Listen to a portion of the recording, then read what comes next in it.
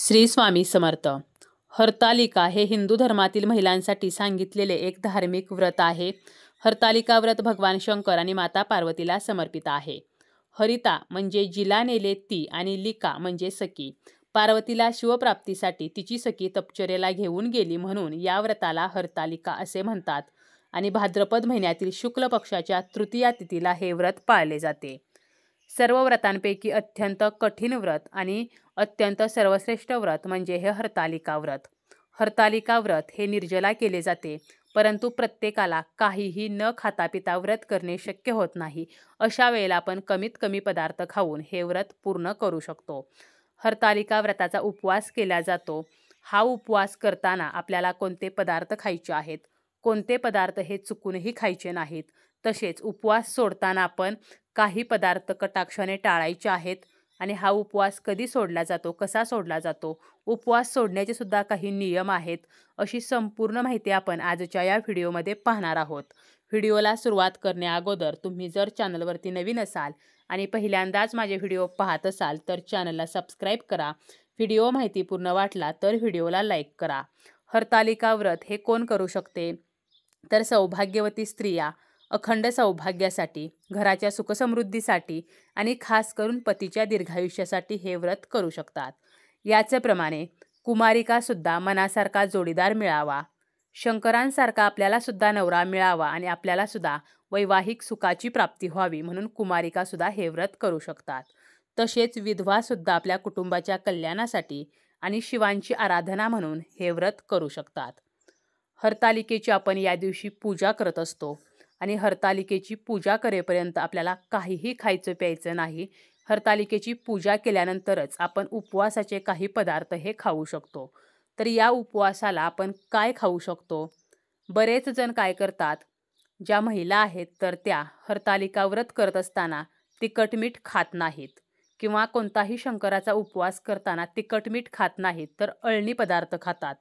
आता हा उपवास जो आहे तर तो अन्न पाणी न घेता करावा असे सांगितलेले आहे, परंतु हे शक्य होत नाही, कारण त्यामुळे तब्येतीच्या तक्रारी उद्भवू शकतात, आपले आरोग्य बिघडू शकते.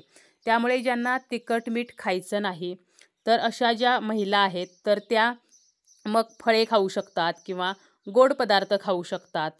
खजूर, शेंगदाण्याचे लाडू किंवा ड्रायफ्रूट्स, अगदी साबुदाणा खिचडी जरी खायची असेल तरीसुद्धा ती अळणी खाल्ली जाते.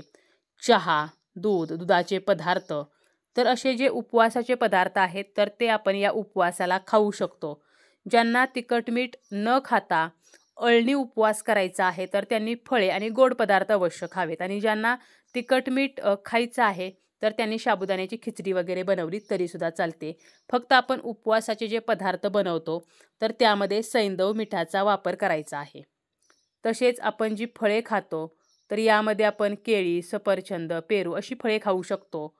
आणि काही फळे जी आहेत तर ती मात्र अजिबात खायची नाहीत. तर ती कोणती फळे, तर हे सुद्धा आपण पुढे बघणार आहोत. आता या उपवासाला जरी आपण उपवासाचे पदार्थ खात असलो तरीसुद्धा भगर जी आहे तर ती खाल्ली जात नाही, म्हणजे वरीचा भात.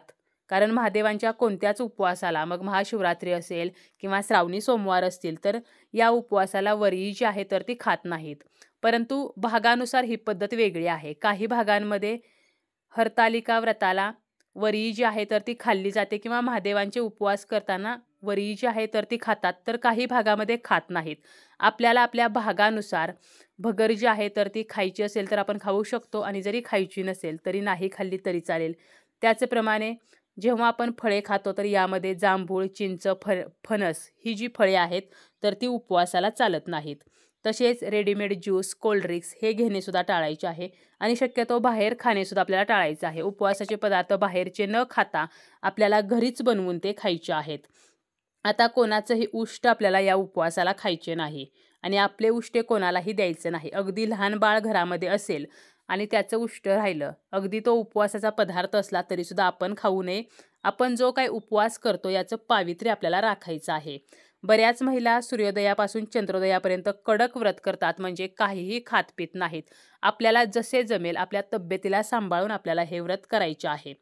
तसेच या दिवशी आपले व्रत असते आणि इतर जे आपल्या घरातील पुरुष आहेत तर त्यांच्यासाठी आपण जेवण बनवताना तामसिक अन्न शिजवायचं नाही. म्हणजे मांसाहार असेल किंवा भाजीमध्ये कांदा लसणाचा वापर असेल, तामसिक अन्नपदार्थ इतर असतील, तर हे अजिबात आपल्याला घरामध्ये शिजवायचे नाहीत. आता आपण हा उपवास जो करतो तर तो कधी सोडला जातो, तर हा उपवास दुसऱ्या दिवशी सोडला जातो. दुसऱ्या दिवशी आपल्याला सकाळी लवकर उठायचं आहे, स्वच्छ वस्त्र परिधान करायचे आहेत. तसेच आपण कोणतेही व्रत उपवास करताना चुकूनही काळ्या रंगाचे वस्त्र जे आहेत तर ते परिधान करू नयेत. आणि दुसऱ्या दिवशी आपल्याला आपण जी हरतालिकेची पूजा मांडलेली असते तर त्याची उत्तर पूजा करून ती पूजा विसर्जन करून गाईला घास देऊन आपल्याला उपवास सोडायचा आहे. आणि हा उपवास सोडताना आवर्जून काकडी जी आहे तर ती खायची आहे. थोडीशी का होईना, आपल्याला जरी काकडी आवडत नसली तरी सुद्धा एक घास जो आहे तर तो काकडीचा खायचा आहे. आतापर्यंत आपल्याला काकडी जर मिळालीच नाही तर आपण इतरही सात्विक जेवण जे आहे तर ते जेवून उपवास सोडू शकतो. आता हा जो उपवास सोडला जातो तर त्या दिवशी असते ती म्हणजे गणेश चतुर्थी. गणेश चतुर्थीच्या दिवशी लवकर उठून स्नान करून आपण हरतालिकेची जी पूजा केलेली असते तर त्याला कानावल्याचा नैवेद्य दाखवला जातो आणि हाच नैवेद्य प्रसाद म्हणून खाऊन सुद्धा उपवास जो आहे तर तो सोडला जातो. आता काही भागांमध्ये गणपती बाप्पांची प्राणप्रतिष्ठा आपल्या घरामध्ये जर होत असेल तर ती प्राणप्रतिष्ठा होईपर्यंत हा उपवास सोडत नाहीत. गणपती बाप्पांची प्राणप्रतिष्ठा केल्यानंतर म्हणजे गणपती बसल्यानंतरच हा हरतालिकेचा उपवास जो आहे तर तो सोडला जातो.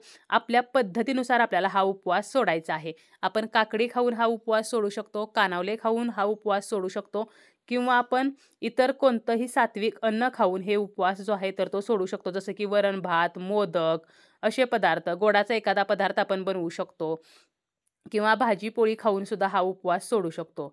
फक्त उपवास सोडताना आपण ज्या काही भाज्या बनवणार आहोत यामध्ये कांदा लसणाचा वापर करायचा नाही. मसालेदार पदार्थ किंवा आंबट पदार्थ खाणे टाळायचं आहे. शिळे अन्न खायचं नाही आणि चुकूनही या दिवशी मांसाहार जो आहे तर तो खायचा नाही. मांसाहार तामसिक अन्न मानले जाते, त्यामुळे अंडी, मांस, मटण हा जो मांसाहार आहे तर तो पूर्णपणे वर्ज्य करायचा आहे. बटाटा हा पचायला जड असतो म्हणून बटाटा सुद्धा वर्ज्य करावा असे सांगितलेले आहे.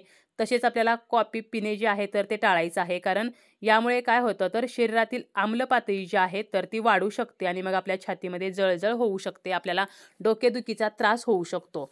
आपण जेव्हा उपवास सोडतो तर उपवास सोडण्या अगोदर आपल्याला 20 मिनिटे काय करायचं आहे तर 1 ग्लास कोमट लिंबू पाणी प्यायचं आहे. यामुळे पोटाचा pH आपला सामान्य राहतो आणि आपण उपवासामुळे जे उपाशी असतो तर एकाच वेळेला जड अन्न जेव्हा आपण खातो तर त्यावेळेला आपली तब्येत बिघडू शकते. त्यामुळे उपवास सोडण्या अगोदर 20 मिनिटे घोट करत आपल्याला 1 ग्लासभर कोमट लिंबू पाणी प्यायचं आहे. उपवास सोडताना सुद्धा आपल्याला काही नियम जे आहेत तर ते पाळायचे आहेत. जसं की अंघोळ न करता आपल्याला उपवास सोडायचा नाही. तसेच हरतालिकेची जी पूजा आहे तर त्याची उत्तर पूजा करूनच उपवास सोडायचा आहे. उपवास सोडताना कोणाशीही विनाकारण बोलू नये, मन शांत ठेवायचं आहे. मनामध्ये महादेवांचं आणि माता पार्वतीचं स्मरण आपल्याला करत हा उपवास सोडायचा आहे. एकदा उपवास सोडायला बसल्यावर मध्येच उठायचं नाही आणि उपवास सोडला आपण की त्यानंतर किमान तासभर तरी काहीही खायचं प्यायचं नाही. उपवास सोडायला आपण जे जेवण घेणार आहोत तर ते आपल्याला जेवढं हवं आहे तेवढंच घ्यायचं आहे. ताटामध्ये अन्न आपल्याला शिल्लक राहील असं वाढून अजिबात घ्यायचं नाही. मोबाईलवरती बघत किंवा TV बघत उपवास सोडायचा नाही, कारण कधी मोबाईलवरती किंवा TVवरती नकारात्मक गोष्टी दाखवतात आणि यामुळे आपले मन जे आहे तर ते सुद्धा नकारात्मक बनत असते.